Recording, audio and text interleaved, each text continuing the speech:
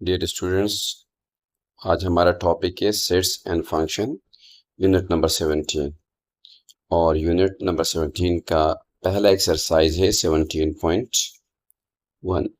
17.1 का पहला सवाल है कि right the following sets in the tabular form. हमने इनको टेबुलर फॉर्म के अंदर लिखना है। तो जैसे स्टूडेंट्स हमारे नॉलेज में है कि हमारे पास सेट लिखने के 3 तरीके होते हैं। एक को कहते हैं टेबुलर फॉर्म, या इसका दूसरा नाम है टेबुलर मेथड। दूसरा हमारे पास होता है डिस्क्रिप्टिव फॉर्म या मेथड, और तीसरा हमारे पास होता है set builder notation. Set builder notation भी कहते हैं और सेट बिल्डर फॉर्म भी कहते हैं। इसके साथ आप मेथड भी लिख सकते हो, फॉर्म भी लिख सकते हो, कोई इशू नहीं है। तो पहला सवाल यहाँ पर वो कहता है कि भाई आप इसको टेबुलर फॉर्म में लिखो, और पहला पार्ट है कि a is equal to set of all integers between -3 and 3। Students यहाँ पर ये बात याद रखिए कि टेबुलर फॉर्म की जब हम बात करते हैं तो ये हम करली ब्रैकेट्स के अंदर लिखते हैं, और जो भी इसके अंदर लिखते हैं वो एलिमेंट्स कहलाते हैं। मिसाल के तौर पर 1, 2 और 3। इन 1, 2 और 3 को जब हम सेपरेट करते हैं तो ये कॉमा के ज़रिए करते हैं। और दूसरा जो हमारे पास है that is called descriptive method. तो डिस्क्रिप्टिव मेथड के अंदर हम एक स्टेटमेंट बयान करते हैं, यानी स्टेटमेंट के फॉर्म में उस सेट को बयान करते हैं। जैसे नीचे इस सवाल के अंदर दिया हुआ है कि set of all integers between -3 and 3, तो ये दर हकीकत में डिस्क्रिप्टिव फॉर्म है।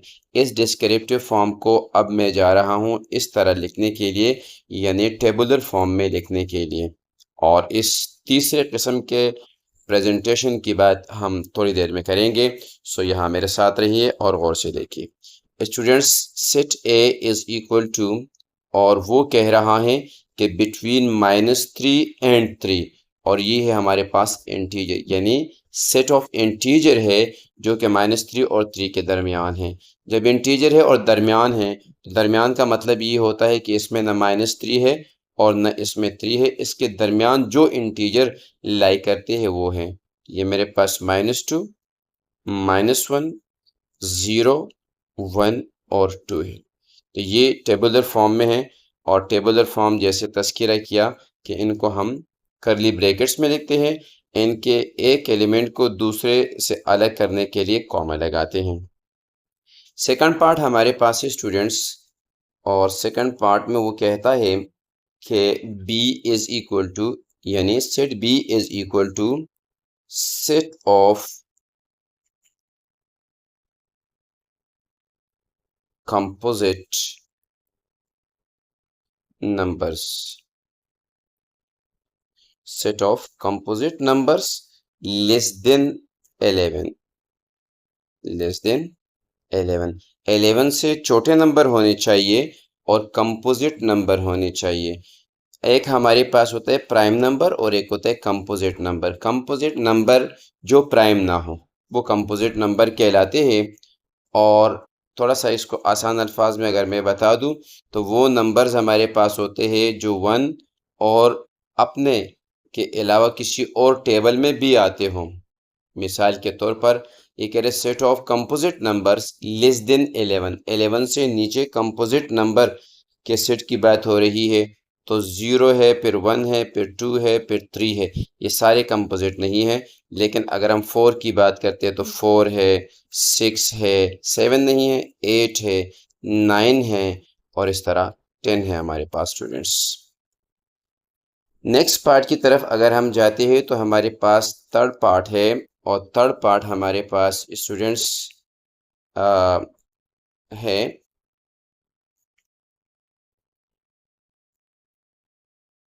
c is equal to x such that x belong to the set of prime numbers and 5 is less than x and x is less than or equal to 13।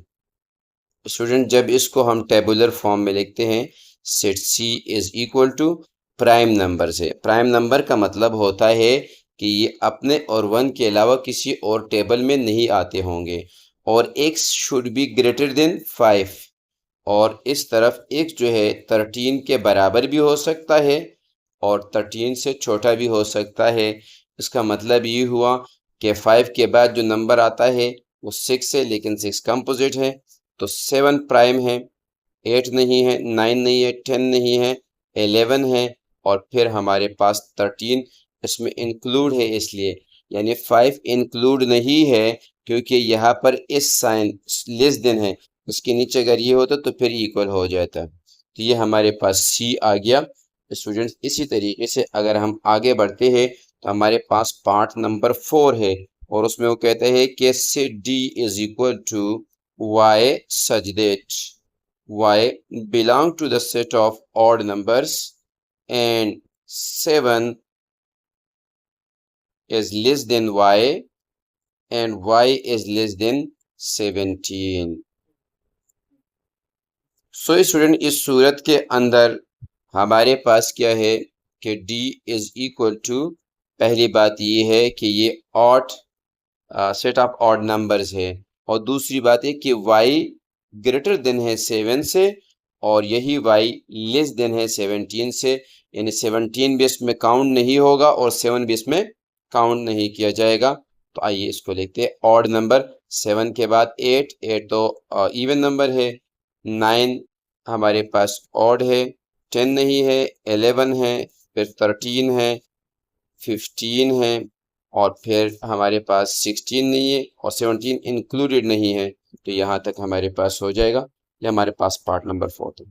तो student next हमारे पास part number 5 है, और set E is equal to Z such that Z belong to the set of real number and Z square is equal to 121। Students ये हमारे पास real number, इसका ताल्लुक real number के साथ है, यानी z जो हमारे पास है, सेट के जो मेंबर्स है, एलिमेंट्स है, उसका ताल्लुक रियल नंबर के साथ है, और आगे कंडीशन दी है कि z square is equal to 121। तो मैं क्या करता हूँ, z square is equal to 121 लिखता हूँ, दोनों साइड का स्क्वायर रूट लेता हूँ, तो ये इसके साथ कैंसिल हो जाएगा, and z is equal two plus minus 11।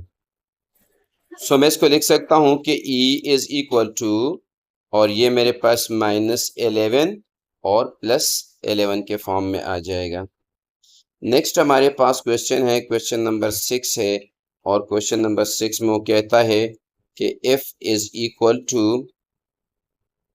p such that p belong to the set of rational number, p का ताल्लुक रेशनल नंबर के साथ है, and p square is equal to -1।